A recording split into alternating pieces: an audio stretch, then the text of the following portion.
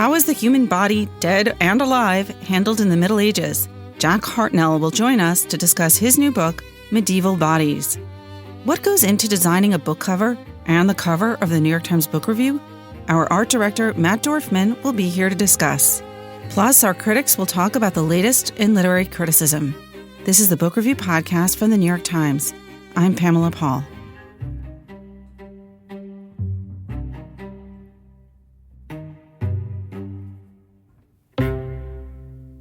Jack Hartnell joins us now. He is normally at the University of East Anglia, but he joins us from Pasadena, much better weather there. And he is the author of a new book called Medieval Bodies, Life and Death in the Middle Ages. Jack, thanks for being here. Thank you so much for having me. Let's just begin with the question of, what was different about the human body and the way in which it lived and died in the Middle Ages compared with now?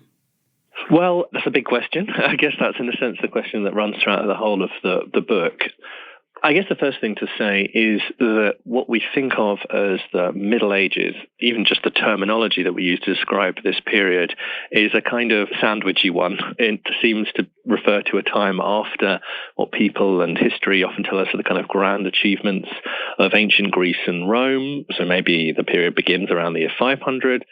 And it's something before the rebirth, the renaissance of those same ideas, I don't know, in the 15th century or the 16th century, depending on where we're talking about in Europe. So we're talking about the whole of the book takes in Europe, the Middle East and North Africa. So basically the world around the Mediterranean for the best part of 1,000 years. So that's a lot of different people, a lot of different cultures and a lot of different approaches to the body, potentially.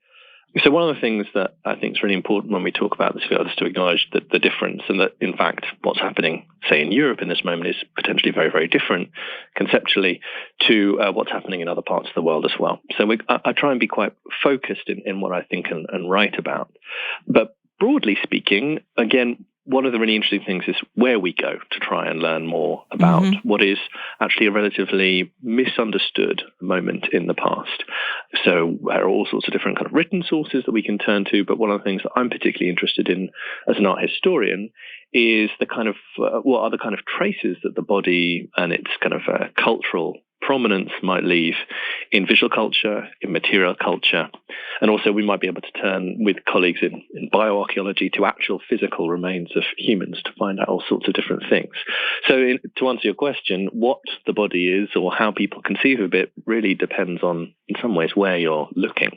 I'm looking right now at the cover of this book, of the U.S. edition, and it's a really, how shall I put it, bloodless depiction, in a way, of a kind of gory amputation of a leg and a replacement, presumably with a wooden leg, as conducted by what looks to be religious men, but also with the assistance of several angels, one of whom is sort of carrying the dead lower limb away, and the fellow who this is being done to is lying there, eyes closed, his head kind of wrapped up. What are we seeing here? And there's no blood. Yeah. There's no blood. So it's a really interesting image. And one of the reasons why we wanted to put it on the cover of the US edition was that it really sums up all of the many different complicated dichotomies that I was just talking about. So the image is actually from an altarpiece. So a large wooden panel painted in oil paint made in Spain, probably at the very end of the 15th century and sometime in the 1490s, we think. It's actually in the Wellcome collection in London, which is an amazing collection of the history of medicine. And as you say, you have these two men seemingly go about an amputation. But this isn't a normal amputation. One of the things that's really important to say, and this comes up towards the end of the book, this object, in discussions of amputation and various kinds of medieval surgery, European medieval surgery especially, is that such amputations were very rarely undertaken. This is a moment in which the efficacy of surgery in particular, especially what we consider to be serious surgeries, things like amputations, is not something that's often attempted. It's known to be very dangerous and often very unsuccessful. And so, in a sense, this imports the world of kind of ill health from a more secular world and places it instead in a spiritual one. So the two people who are undertaking this miraculous surgery are in fact saints. They're a pair of doctor saints, St. Cosmas and St. Damien, who were often identified as a pair in European medieval Christian thought, actually in Byzantine thought as well. They're very popular saints in the Byzantine world, so in and around Eastern Europe and Greece and what is today Turkey in the Middle East. And they are two doctors who became kind of early saints of the Christian church and are often figures amongst many other saintly figures who were appealed to in times of healing. And this is actually a story that's taken from the miracle narratives which surround these two saints. And the story goes like this.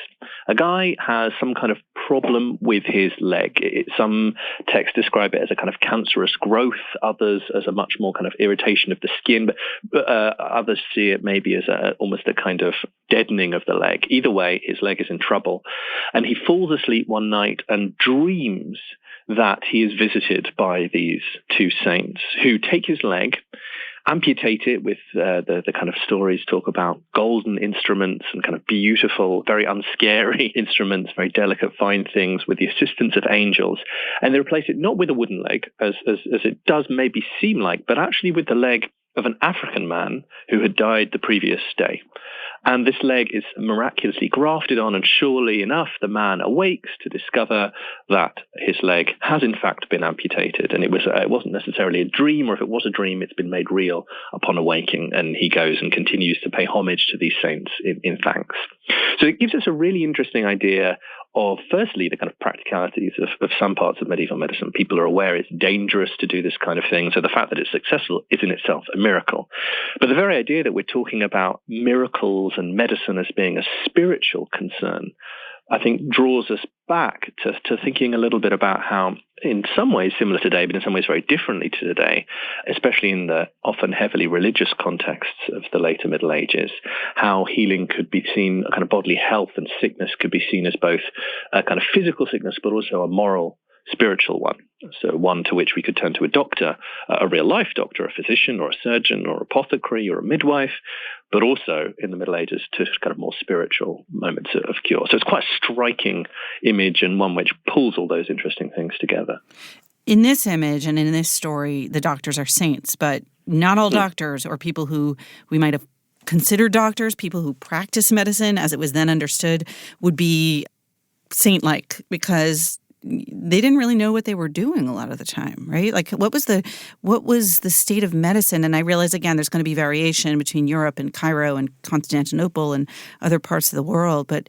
Well, I wouldn't say that they didn't know what they were doing. And I think that kind of is, if you don't mind me saying, kind of typical of our modern attitude to this period. I'm bringing in a 21st century snobbery to it. I'm sorry. Absolutely. Well, but also I think it's kind of a natural thing. I don't call it out necessarily to kind of shame us in the modern world, because that's what we do. That's what everyone in every time has done in some senses, is that, if the time before us was terrible, then it means that we now are enlightened and positive and kind of future-spective and these kind of wonderful beings of modernity. So in a way, it's a very natural thing for us to think this way. But really where I begin the book is that the kind of strong suggestion of trying to persuade the reader that we really need to revise our impression of this moment. Because although some of the technologies which were available to medics and healers of the past were not nearly as sophisticated as our own, there were still nonetheless very complicated, detailed, theoretical understandings of the body on its own terms.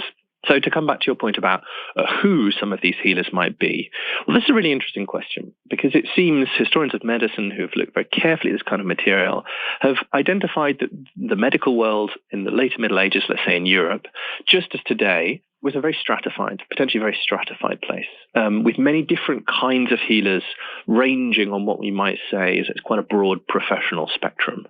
So on the one end, we might place the figure of the physician, not necessarily exactly the same as the physician that we know today, but similar in some ways. These are extremely well-read individuals who have really dug into the detailed treatises passed down from the classical world and revised in the earlier Middle Ages, which talk about the fundamental makeup of the body, how it's understood, to some degree, especially towards the end of the period, an awareness of anatomy, and certainly an awareness of different kinds and processes of cure. These are figures who are university trained. Now, again, universities in the Middle Ages, emerging in the 12th and 13th centuries, are not the same kind of place as modern universities. They're not open to everyone. They are institutions for men only, good Christian men at that, in the European context. But nonetheless, there's a kind of scholastic, academic, universalizing knowledge. And there's not really the same sense of specialization in a university medical degree in the Middle Ages. A physician, in a sense, is judged by his kind of depth of knowledge across a range of subjects. So these are really smart, learned individuals steeped in the kind of scholarly approach to medicine. But then we might range from those kind of healers all the way through to figures like surgeons. It comes as a surprise to many people that surgery and physicianship are quite separated in many parts of medieval Europe.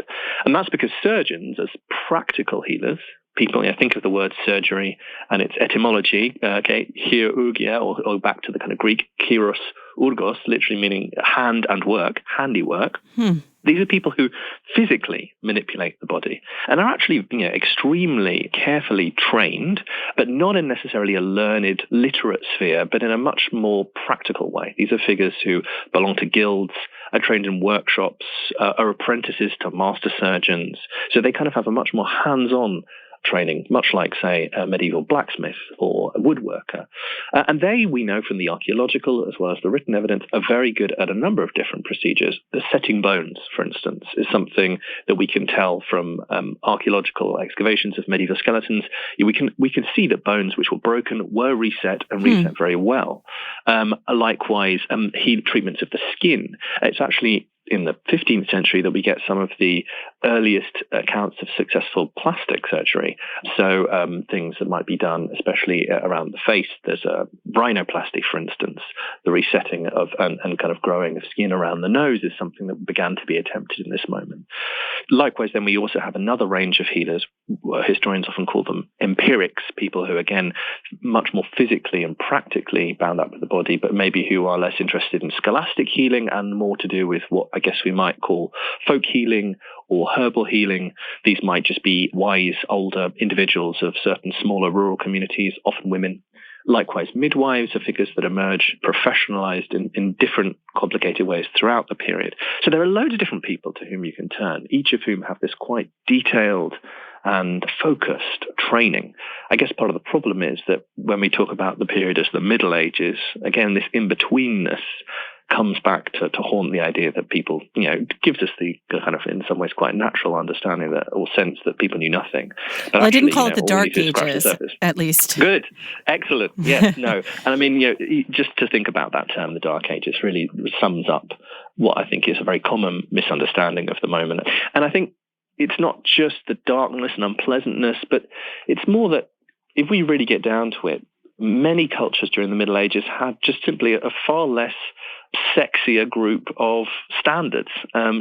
Today in modernity, we're all about thrusting forward, revising the norm, changing things, kind of this deep sense that the future is kind of tangible, especially in medicine, right? Think about all the medical advances that we're constantly talking about today. We talk more about medical advances than we do about medical miracles. But ideas, I think, around medicine and just knowledge in the Middle Ages are often, like I said, slightly less maybe exciting by modern standards. They're about preserving ideas over the course of centuries, keeping ideas alive in spite of sometimes very trying cultural circumstances. And so you can see why that appeals to us less, but why that maybe is no less important. You could have organized the book by geography, places where medical advancements were more pronounced, or by chronology, looking at the way in which medicine and the understanding of the human body developed over the course of that, near 1,000-year-long period. But instead you chose to organize your book by body part, which is interesting. And I'm wondering, was that obvious to you that this is the way I'm going to do it? Or you could have done it by age. You could have looked at the body from birth through childhood and adolescence and into old age. Yeah, they all sound like great books, and in a way, I definitely thought about them, but really, actually, the structure of the book took its cue from medieval medical writings themselves. So often when a medieval physician, so an individual from that more learned, scholastic milieu, especially say in the, 14th century in Europe, sat down, and in other parts of the world, sat down to write a medieval treatise, a collected set of cures and theorizing of how to treat the body from top to bottom, that is exactly how they laid it out. The phrase that in Latin that they use is a capite ad calcem, literally from head to heel. Mm-hmm. And so they would begin with cures often of the head, things to do with headache, baldness. These cures are kind of somehow thrown together, even though they seem very different from different parts of medicine in our kind of modern sense, all the way running down through cures of the chest and breathing, of the stomach, of the genitals, all the way down to things like sores on the bottom of your feet, warts on your toes kind of thing. And that seemed to me a really interesting way to structure things, because what it didn't do is necessarily privilege, as you say, a particular time or place. It's very easy to then try and, say, search out in the Middle Ages moments where we think of as particularly advanced by modern standards. But actually, again, if the point here is to try and not judge everything by our own standards of today, but to think about how medicine and cure and also its survival in material and kind of historical sources might differ, and that might be the thing that affects our understanding rather than, in comparison to our own day. Actually, it made sense to take the body itself and to take this medieval cue as a structure. And indeed, what I try to do is not just to give, the medical understanding of from head to toe, but to begin often with ideas of medicine and ideas of cure, but to show how actually the body was a much broader cultural generator in this moment. So when we talk about heads in the book, we talk about cures for headache, but I kind of quite quickly start to move on to thinking about how the head was very important in medieval constructions of a kind of a human-centric world, that mankind's head was seen as one of its things that gave it dominance over the animal kingdom, or to talk about relics of the head, which occur in a number of different religious cultures of the Middle Ages, or to talk about baldness and the hair and beauty and hair products. I'd love to end with one body part of your choosing, perhaps a favorite or one that most surprised you in doing your research, or you just think, we don't really understand in the same way that we did back in medieval period. That's really interesting. I often go and kind of give talks about this material. I teach this material a lot. And often in my talks, I kind of, because we obviously don't have time to go fully from head to toe in the way that the book does. So what I do is I give people a choice. I sort of throw up three objects, and the choice I give them is between this kind of beautiful small ivory carving, which is all about hands and tactility and touching, an image of the Virgin, which is actually today in the Metropolitan Museum in New York, which opens up. It's a little shrine of the Virgin where her body opens up to reveal figures inside, almost like a kind of Matryoshka doll, a Russian doll. I say we could talk about ideas of reproduction and the womb, which is a big part of the cult of the Virgin, but also obviously a huge part of medieval medical understanding. Or I should throw up a picture of the head, which has a little diagram inside it of the brain from it's kind of more the process of medieval thought as it was understood in the 13th century, a manuscript now in Cambridge in the UK. And I've never had an audience who don't pick the brain. It's something that people are absolutely fascinated with. And I think that in some ways, firstly, it's really interesting to think about how medieval people understood thought.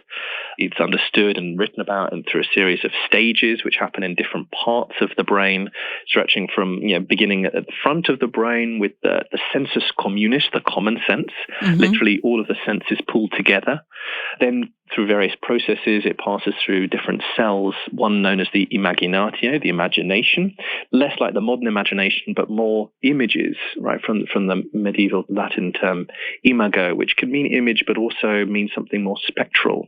It's the word people use for a ghost or a kind of spectre. So the idea of turning these senses into images, and that these images are processed by our reason and ultimately stored in the memorativa, in the memory, which is at the back of the brain, and it's literally, it's kind of discussed as literally a spongy part of the brain onto which these images are literally imprinted, and which over the course of time the image and the imprint fades, which is why we forget our memories. So it shows a really interesting conceptualization in a moment which, for various complicated social and other reasons, this is before anatomies of the brain are taking place, but there's an understanding of thought as having this kind of quite beautiful structure to it.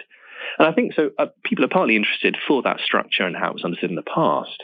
But I think they're also interested because today, even now, even with all of our kind of newfangled technologies of this, that, and the other ways in which we can look inside the body, we can sequence our genomes, we can find all sorts of kind of complicated ways of reading the inside of ourselves, we still don't know very much about the brain. It feels like a kind of frontier for us, something to aim towards. And actually, one of the reasons why I really like talking about that with groups is I think if we want to be seen sympathetically by cultures in 500 years' time, who look back and I'm sure will think of many things that we do today as kind of deeply barbaric and very kind of basic in medical understanding, then I think we have to have just as much sympathy for people 500 years before us. All right, Jack, you've brought me along. I am persuaded that we are not that far apart from our medieval counterparts. Jack, thank you so much for being here. Thanks so much for having me. Jack Hartnell is the author of Medieval Bodies, Life and Death in the Middle Ages.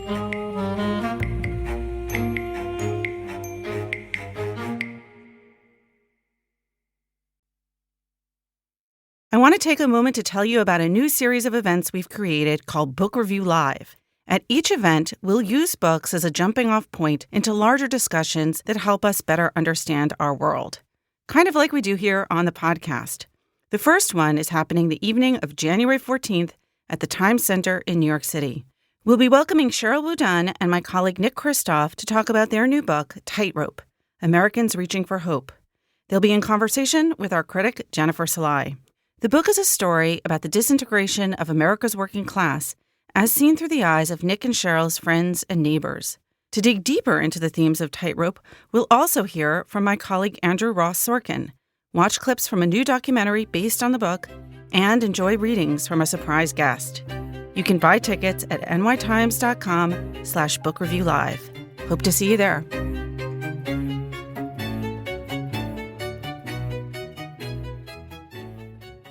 Our art director at the Book Review, Matt Dorfman, joins us now to talk a little bit about his job as the art director of the Book Review, but also an illustrator and designer of book covers. Matt, thanks for being here. Thanks so much for having me. I see you every day. So, but not here in the studio. No. Many of you who listen to the podcast don't necessarily see the Book Review online or in print, but I would like to say here that it is an object of beauty, and that is largely due to Matt's skill as an art director. And being the art director of the New York Times Book Review, I have to say, is a pretty sweet gig. We've had some really great art directors in the past. I happen personally to think it's the best art director position here at the Times, although there are probably some ADs who might disagree with that assessment. But it's a pretty sweet job. So, Matt, tell us about how great it is. In a lot of respects, it's kind of the only job. It's hard for me to conceptualize what else I would want to do, only because I never really thought in my wildest imagination that I would ever be given the keys to drive this particular kind of car. When I was in college, there was periodic allusions to the idea of, if you're lucky, the art director of the Book Review or somebody else at the Times will hit you up to do an occasional spot, or, heaven forbid, somebody taps you and lets you do a cover or something like that. But it was never really put in your head that that was something that you could expect to do with any kind of regularity, or let alone even be up for a job like that. So I still haven't really woken up from the fact that this is actually something that I have to come in to work every day and actually do. Matt is only allowed to say good things about working here at the Book Review on this podcast. The outtakes will be we can for some other an podcast. Amazing B-roll. This is my fourth year. I think I just crossed the threshold into year 4. What's gratifying about it and what makes it so consistently interesting is really everything that you guys bring to it, because our section is named after the fundamental technology, but it's really just the craziest possible idea section. And so having to bring all these wild and crazy ideas that are bubbling up in all these books, and just to bring some kind of visual personality to every last tiny little component, it's interesting. It has to stretch me in every possible way, because I've got to think about big things like covers and even broader, bigger interactive packages, and these little bugs that go into print that people maybe might look at for maybe less than a quarter of a half of a millisecond. You're working with various editors at the Book Review on reviews or essays or other kinds of pieces that they are working, going back and forth with them, looking at the sketches. With me, you're primarily working on the cover. I'd love to talk a little bit about how you go about this. You get the review in. We say, okay, this is going to be the cover. Your first thing you do is presumably read the review. Where do you go from there? No, I read everything 2 or 3 times. What's helped me to do this faster is that I'll read everything twice in tandem, and then I'll just begin writing briefs. I don't have an idea in my head of what I think these pictures should look like yet. Before I even start thinking about who I want to assign this to, I actually start writing, and I will begin writing briefs and giving this imaginary illustrator, whoever I'm interested in hiring for this, I will give them like a broad outline of what I think the general argument of the story is or what the main narrative thrust is. And I think if I can regurgitate that in written form, that helps me make other decisions about who I want to hire pretty quickly after that. So when you do go to the illustrator that you want to hire, you're sending that person both the review as well as the brief to kind of guide them. Yeah, I'm sending them both. And if I feel like I haven't really yet grasped what the most salient part of the story might be, I will also include like an Amazon summation or something like that, or something that can render the book in like the barest, I hesitate to say this, but like sellable terms so that they'll be able to recognize at least the most salient like plot points and understand, time, setting, and, fundamental. How do you find illustrators? It's gotten easier insofar as that there's more resources now than ever for people to share their work. And I'm a pretty easy person to find, so I get lots of email solicitations and mail solicitations and social media solicitations that I do not want. But my antenna is pretty finely tuned in such a way now that I'm never really not looking at things. Like even if it's very difficult for me to scroll through Instagram recreationally. Like it's very much like a work thing where it's like I'm in there and I'm paying very strict attention to anything that really gets the needles moving at all. So that's, I'm loath to say it, but that is a place that I do look for artists, and I'm excited to find them anywhere. But for the most part, it's rare that I would hire somebody just by seeing one example of their work. I'm looking at their whole portfolio. If I think that it's the kind of thing that they would even thrive in an editorial context like this, with, like a pretty pronounced deadline and needing the kind of oversight that I do in order to see sketches and proposals up front just to make sure that they're not totally going crazy. Back in the day, people would have to come into the Times office building, right, carrying a huge portfolio of work. Now you can just go onto Instagram and see everything, and every artist seems to have their own website, or they belong to an agency where there are multiple portfolios available online. Were you working throughout that transition? Like, does anyone actually come in anymore with a big portfolio to show you what they've done? Actually, yeah, I have meetings all the time. No, people always come in. And I think just because it still remains the very, very best way to really get a sense of, well, certainly the person. And it's a nice way to get a window into somebody else's work. My expectation is not that they necessarily have to talk about their work, but so much of this is tied and reliant on interpersonal exchanges and being able to communicate with another person. So if I feel like I can sit with a person and they're relatively relaxed and they feel generally good about what they do and they're excited about doing a lot of that stuff, that can really only help advance the cause and keep me interested in wanting to see what they do or how they might respond.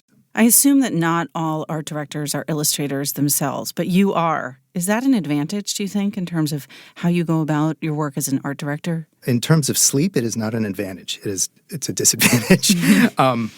But I think in terms of in everything else, in a work capacity, I think it helps quite a bit because I think I'm able to establish a level of confidence and trust with another illustrator that they know that I've been in those private dark moments as well where I'm struggling with an idea that I can't seem to make cohere on the page. And I think that helps me to establish a quicker shorthand with them, which is good when we don't have a lot of time. So in the course of your work as an illustrator, you do things for the New York Times. You've done things for page 1 of the main section. You've done work for the book review, often uncredited. If you see the New York Times as the illustrator credit, you know that that's Matt, who's very humble about his own work in our pages. But you also do work in the magazine. One of the most interesting things, at least from my perspective, it seems, is your work as an illustrator of books. So you design book covers. How does that come about? You get a call, I'm assuming, from an art director at a publisher, and what goes from there? More or less. I was working on book covers, I think, before I came here to the Times. I was doing it purely as a freelance measure just to see if I could do it. I was so miserable in my previous life when I was working in the music industry. Just from a professional standpoint, I didn't see how I was really going to evolve in any way as a person doing that kind of work. So as an initiative to alleviate some of my boredom, I would start contacting art directors and publishers because it struck me as something that, well, I was interested in doing it. And it also seemed like it was something that I could do at night when I wasn't being, completely bombarded at my job. So I think that those assignments started to come to me kind of in tandem with when I started doing a lot of editorial work at the Times as well. So I was really doing double duty for the better part of, at this point, probably about 10 years, where I would be trying to balance these two parts of my my work self, like during the day and during the evening. And so really now, because I've done enough of them and I had been lucky enough to be attached to, if not like a couple books that turned into bestsellers, then there were other... Tell us some titles. Well, there's The Psychopath Test by John Ronson, and then the two subsequent books by John Ronson, I think probably did a fair amount of like advancing the cause of, here's a guy that can design some covers for you. He might be out of his mind, but I don't know, like here's a thing that he can do.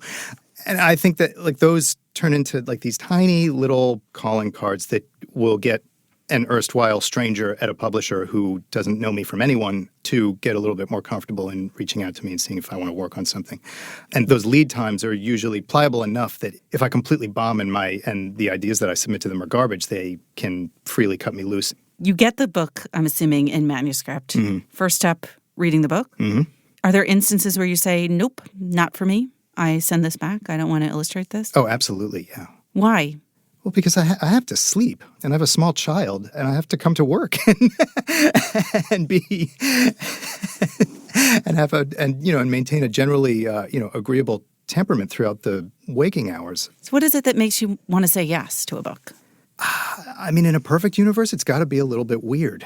I mean, so you're bringing that onto yourself. Kind of, yeah. No, I guess for better or worse, I'm inviting it. I think the thing that I love about books is the same thing that I hate about certain people. I mean, I like books that are really, really self-absorbed and are really almost in many ways kind of cut off from the rest of the outside world and just really boring deep down into whatever ideas that they're chasing. If there's some kind of, narrative provocation, or if it's nonfiction, if it's like big ideas about things that are happening now or things that had happened in the past and how they're doubling back on the present, if it's a powerful idea that I know that I will care about at 1 a.m., which is generally when I'm hitting my stride with that stuff, then that's usually enough for me to sign on and say yes. Give us an example of a book you recently illustrated and why you chose to take that on.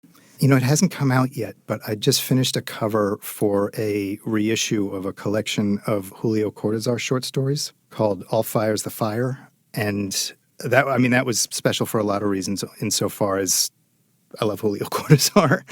And they were such strange, disparate, surreal stories that I felt like this was a situation in which the art director had given me like a really pretty broad goalpost to indulge some of my more abstract impulses and gave me a chance to kind of run in the opposite direction. So no fire on the cover. There's the inference of fire, but no like actual straight ahead fire. And there was another one that I think that came out earlier this year called King of the Mississippi, which has the configuration of two dudes in suits who are engaged in a handshake, but they've got no heads. They've got knives where their heads should be, and they're in the middle of this cross duel. And the story's about like these two consulting bros who hate each other and how they kind of keep upping the stakes at the consulting firm that they work with. Both of those books presented opportunities for me to just feel like I could embrace the spirit of what I was reading and forget for a couple hours at a time that I actually had work to do.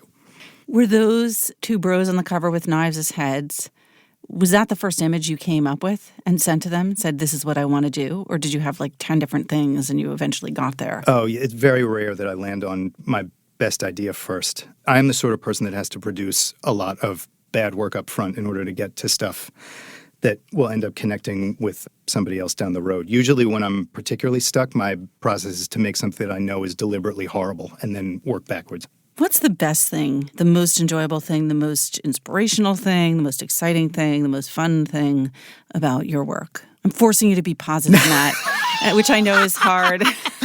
No, and the worst thing I know is editors, but no. The editors are actually the best thing is that we have a set schedule, is that we know what we have to do all the time.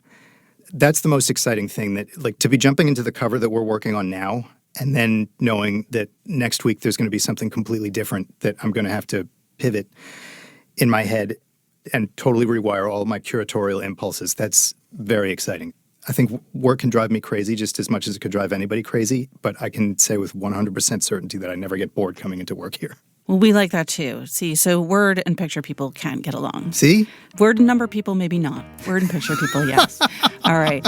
Matt Dorfman is our art director. Matt, thanks so much for being here. Thank you.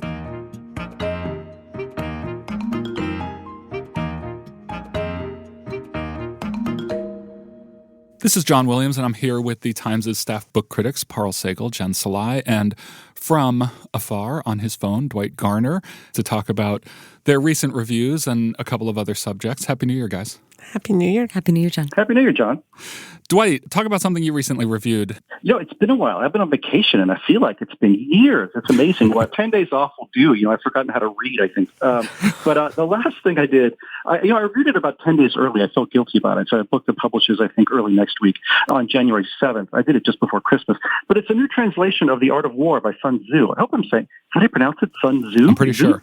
It's among the first translations in any modern language by a woman named Michael Nyland, who teaches at Berkeley. As I say in my review, I've read this book a couple of times because, it's short and it tends to be around and it's easy to read. It's about psychology as much as war. And people have always tried to apply it to dating and to, relationships and into business and to life. Do they? Seems like do that they really? I know these are such universals. And I don't know, I somehow it never quite sticks with me, but this is among the better translations I've read, and I've read a couple. And she just has a way. She just boils down this text, and the writing is very flinty, her translations. I compared it to several other ones, and I think it's quite a good one. You've read this book several times. You're a very nice guy. What subconscious things are you doing to me throughout the year? As I say in my review, I like to think of myself as someone who has no, ulterior motives. I like to think of myself as being like a platter of cold cuts. I'm out there for anyone to take. Like I'm wide open. But maybe I'm not. Maybe needs to be unpacked. Off mic. Maybe I'm secretly, trying to find a way to, have some poisonous cold cuts. I don't know. Maybe that's why I'm reading this. Maybe I want to be devious. And maybe I'm learning things. I don't know. But as I say in my review, all of this cavilling is what a devious person would say. Now I really don't know what to think, Dwight. I still consider you a friend. I think it was Sun Tzu who said, "Don't assume your enemy is a platter of cold cuts." Jen, you wrote a rave this week. Yeah, so this week I reviewed a book called Uncanny Valley by Anna Wiener, and she's currently a staff writer at The New Yorker, but for 5 years, starting in 2013, I believe, she worked in the tech startup world in Silicon Valley mostly. And, she was somebody who she describes herself as, I think she was raised in New York. She worked for a literary agency. And, eventually she got tired of essentially not being paid. Yeah, essentially that. And also the sense that she had, even though, she clearly loves art and literature, was that in terms of her job and the life that she wanted to create for herself, there wasn't this sense of possibility, I think, at the time. And so, in 2013, Silicon Valley still looked like a place of promise. This was before the Snowden revelations. This was before, I think, all the talk that people have been engaging in right now in terms of surveillance capitalism and privacy issues. And so she moved out there after working for an e-reading app here in the city for a few months. And she describes herself as a non-tech woman in tech. So she was working in consumer support as well as terms of service. And she's really there when this transformation is taking place, I think, when people, the news begins to trickle out that things in the valley aren't necessarily going as planned. And so the book really captures a culture, I think, and I think what it also does really well is describe how somebody who is skeptical, she arrives skeptical, still gets seduced by what's going on there.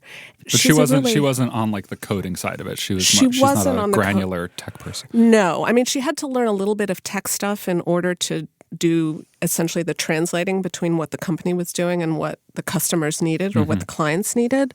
So she is always an outsider in that sense. Also as a woman, that's a big part of the book where she's working for these guys. A lot of them are younger than she is, these founders of these startups. And she's 25 when she starts. And so, she's working for these young guys and she's always trying to understand what motivates them. She really wants to empathize with them. And then I think at the end she sort of realizes, oh, wait a second, a lot of them are just in it for the power. That becomes pretty clear to her. And even if their motivations are complicated, what they're doing in terms of making money, in terms of creating the system that we all live in and monetizing it, that's not as complicated, I think, as she initially wants to believe. And so the book is also this coming-of-age story. And, she does a really good job of balancing those two impulses of wanting to empathize and tell these individual stories, but also convey a system that eventually becomes overwhelming. Well, I'd already been hearing good things about that book and then your review. But it's also, when I read your review, I realized how much it patterns onto such a classic story. It's almost Jamesian, the corrupting of the young, that's true. Idealistic, that's true, young specifically American woman. And I think that that's also an interesting thing about this book, which is that narrative is something that's, age old. But at the same time, the specifics that she gets at with this particular era in tech, because there have been a lot of tech memoirs. And there have been actually a number of tech memoirs of this particular era, but they're often told by people who are so ensconced in it, in the technical side, or else, people who write about it as satire. And she really, I think, maintains this insider-outsider perspective, which is really And I feel like we all interesting. have that perspective. I'm sort of addicted to all that stuff while hating it. There's this constant push and pull of how you relate to that stuff. Yes. I also like the decision that you mentioned in your review to not name certain things, not to name Amazon or Snowden, right, but to refer to them in these sort of general descriptive, which gives it that kind of timeless It gives feeling. it a timeless feel. And there is also something weirdly post-apocalyptic in a way where you hear her talk about these companies, and including the companies she works for as, the analytics startup or the open source platform. And you Something just sort of fable-like almost. Yeah. So it encourages you to think about it. I do think that invoking the word Amazon or invoking the word GitHub or invoking the word Google, that would just elicit all kinds of particular reactions or just allow people to just read over it with their own preconceived notions of what that entails. But she really makes things look strange in a way, which I think is really helpful. I think especially right now when I think people are trying to understand, okay, well, what is this world that we live in doing to us? Yeah, who's making money off of it? What is our role in it? Where's my cut? How much do I like this world? A lot of it is very convenient. It's really brought a lot of things that people really enjoy or need in some way, but at the same time, there's something else that's going on. Yeah. Well, you moved it to the top of my pile. Parl, what did you review this week? I reviewed a book called Don't Believe a Word by The Guardian editor and writer David Shariat Madari. And if I'm mangling your name, please at me. And it's a really smart, interesting look at linguistics. And he's making the point that, there have been so many new findings in the field about how we acquire language, how animals communicate, but it's just not getting out into the broader public. It's really easy to read. It's really smart. But if I'm very honest, the reason I loved this book is that we share an enemy. And is there anything sweeter? So he really comes at, this sounds like The Art of War, but but he really comes at grammar snobs in this way that and grammar snobs fill me with this kind of blinding rage. And he really comes at these people that style themselves as protectors of the English language and of language in general and makes the point that you don't understand the first thing about language. Language is always in flux. When it changes, it's frequently changing in ways that are very rule-bound and systematized. And he does this by just showing us how the simplest words have changed. Our anatomy changes words. Bodies like to say certain things in a particular way because our lungs function the way they do. And our nasal cavities. Do. And at the same time, we unconsciously will change our accents in ways that we don't even know we're doing to signal belonging or to signal yearning for certain kinds of status. And, it's not the way that so many books on language can be sort of funny and playful. It's not those things. It's quite earnest, but it's really well done. And it does really synthesize a lot of recent discoveries and things that can be very, very complicated in a way that feels very friendly and lucid. Speaking of accents, dolphins? Dolphins have accents, and birds use grammar, and it's full of these like absolutely delicious facts. I'm now, ever since, it's like yesterday, but since I read you write that thing about dolphins, I now picture dolphins having Boston accents. They do. They have regional accents. It depends where they are. There's a northern accent. There's I'm sure a dolphin rural accent. Dolphin wearing a Tom Brady jersey. Oh my God. Okay. Well, those are your recent reviews. And now we have a special little bonus portion of this week's segment, which is a letter from a listener of ours named Rebecca Sonkin. Thanks for listening, Rebecca, and for writing in. She writes, on the December 13th podcast, Parl Sagal and Dwight Garner revealed a writing tip that's new to me. Looking to food criticism for sensuous description and music criticism for emotional description. Would the critics consider sharing some of their sources? Go to, offbeat, I'll take it all. And this was referring to something you said where you sort of, when you sometimes felt, not stuck, but just like you wanted a kind of freshening of your... No, stuck. Totally stuck. Critical. We have the same adjectives we always turn to. Right. So, Dwight, you want to start us off? Do you have anybody in particular or any kind of extension of that tip? Yeah, well, for me, the go-tos in my early days were A.J. Liebling, the great New Yorker writer who wrote about food and boxing and World War II. He was a correspondent during the war, and Calvin Trillin. And one of the reasons I think maybe the kids don't read as much these days is that a lot of us, at least from my generation, I think for all of yours as well, we had to read to find out about the world, like, how people really live. Now there's the internet, there's a million ways to find out about how people live, what they do, what they eat. Back then, you would read books to find out how things worked. And one of the things for me discovering was food. It was like reading. This was back before everybody was a foodie. Everybody's a foodie now, but back in the 70s and 80s, when I first read these people, it was like finding out about a new drug. If you smell the air in this one place, you get this weird electric intellectual high. Who knew that, food was just something you poured in your body to keep going. It was fuel. And reading Trillin and Liebling was just discovering this whole new way of being joyous in your life. And in terms of writing, the thing that they did that was so great was that they're both high-minded and make fine distinctions. They're very serious writers, and yet there's nothing fussy about them ever. No sense of lifting their pinky while drinking a cup of tea. They're very matter-of-fact, and they have this brilliant way with metaphor that always really just turned me on, and ways of describing things, let's say things that were just, beneath them, things they didn't like, but in a way that never sounded mean, in a way that made fine distinctions, but never cruel and always charming and looking for the next pleasure in life. Parl, what about you?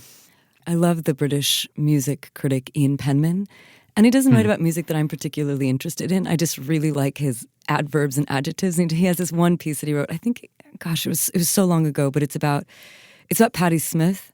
I remember reading it. I just remember the way it just sort of, I don't know, something just went off in my brain. And he just does this reading of the cover of Horses. It's Horses, right? Where she's got the jacket around her under shoulder. And he just describes, he's this little phrase where he goes, her nagging sexiness. And it's stuff like that, where he just mixes senses in this kind of really interesting synesthetic way. But I also really love MFK Fisher, because nothing she describes sounds very tasty. It always sounds like she's a great food writer, the great wartime food writer. Everything sounds awful. But there's a certain kind of stringy adjective that she has that's just very visceral and interesting. And she writes about food and money in a way that I don't think people do that a lot. I also really love wine criticism, usually while drinking wine. Now, that's hard. I think wine criticism is really hard to do well. Wine criticism and also perfume criticism, which I like. Because you can't have... Well, see, I like that book. I agree with that. You can't have access to these things. But I think it's also because I like those adjectives and I'm constantly trying to think about what's a tannic sentence?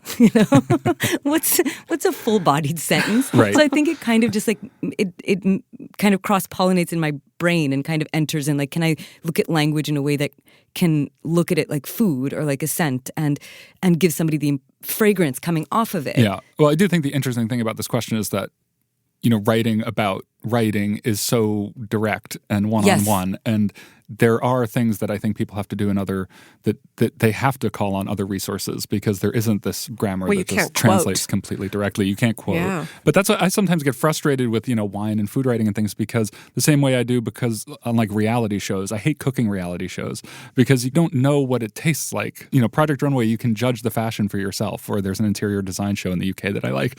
But with cooking, and music, you can hear it. But you're just watching the judges eat these things and you're like, well, I don't know Even if this is any good. British I know, baking everyone show. loves the But, Great but British Bake the Off. best thing about it is that you can't taste it. So the pressure's on the language to try to communicate No, that in writing, to you. yes. In writing. Yeah. I also really love fashion writing, just and not that I care at all about fashion, but I love the idea that the really, really great fashion critics will just tell you about the lineage. You know, they have such a sense of where this particular cut comes from, you know, Right. what it's referencing. And that's always very exciting to me. Parl, I've got to ask you, besides the wonderful Eric Asimov at the New York Times, what wine writers I don't do you like? care. I don't care. I read it for just like those descriptions of like the smell and the earthiness. Like I don't follow people in particular. I do love I could Eric talk about this all Asimov day stuff. because there are two ways to go with wine writing, right? A lot of them are very serious and do their homework, and the other side are the campy ones, where this wine is so horrible it's like running over a dead skunk and imbibing the scent of oil in a crankcase. That's the kind of So a lot of writers, they really camp it up. One of my favorites is this British guy Oberon Waugh, who died. I've mentioned him before on this podcast. I think he used to be the wine columnist, I think, for the Spectator, and he to me walked the line between the campiness and the sort of knowing things.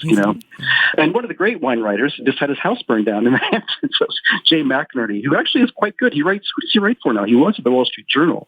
He had a And whole now- book, right, about wine. He's written a couple of wine books. I don't know if he's still at the Journal. He's been in various places, but he's actually quite good at it. Jen, your 3 favorite wine writers in alphabetical order. 3 favorite wines. I'm ready. Who do you go to? Somebody that I really like in terms of music criticism has been Ellen Willis, the late Ellen Willis, who's no longer alive. Parl, what you mentioned about this cross-indexing of our neurons or our impulses, like I think that she really did this incredible job of conveying the experience of music as an experience and as something that also touched on larger cultural forces, prejudices, biases. And, she was somebody who also wanted to present rock music and pop music as something that should be pleasurable, which I think at a time when a lot of the music critics were men, that was something that was really revolutionary. So she's somebody that I always read, even though a lot of the music, what you were saying, Parl, about some of the critics that you read, a lot of the music is not necessarily stuff that speaks to me. Ellen Willis, her sentences haven't dated in the least, which is the great thing about her. I mean, she's our contemporary. I mean, you pick up that book and it's like reading someone who's alive right now, except that she had some weird taste. I can't remember. I think she went off on bands she loved, like, I don't know, Grand Funk Railroad. And she would go on 3-part essays about them. In my mind, anyway, I'd be like, no, Ellen. But she I know. such great taste in general. That's exactly it, where she would write about these bands and I would think, well, this isn't my kind of music, but she does such a good job of conveying why it moves her. I'm almost convinced. That's a danger in writing about pop culture generally, is that you might have a couple things that you really love that 30 years from now it's been sifted out and doesn't really, You know how you can tell if a writer's any good if you are writing about a certain topic and you read something they've written on that topic. And that's how you know if they're good, because you're like, oh my God, I couldn't write that well about this. It's impossible. And I just recently reviewed a biography of Janis Joplin.